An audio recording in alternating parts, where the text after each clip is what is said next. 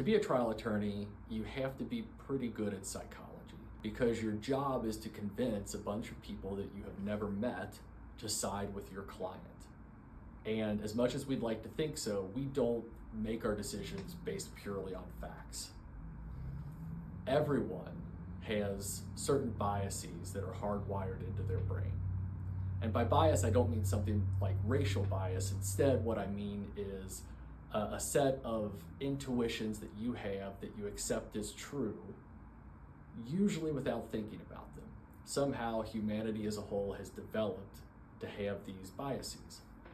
So a good example is a confirmation bias.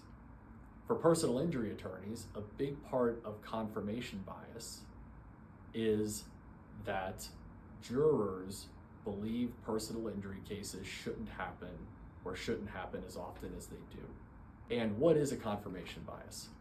A confirmation bias is anytime you believe something, it's going to be easier for you to accept and believe something you read or hear that matches the belief you already have.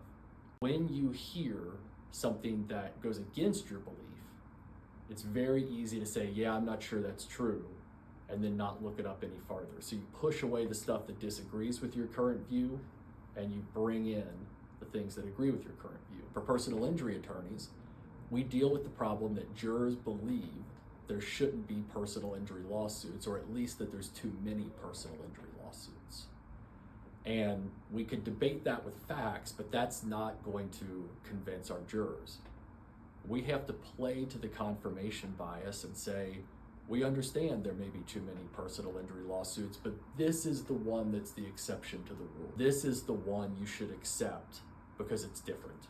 And that is part of the art of persuasion, as opposed to just telling someone they're wrong.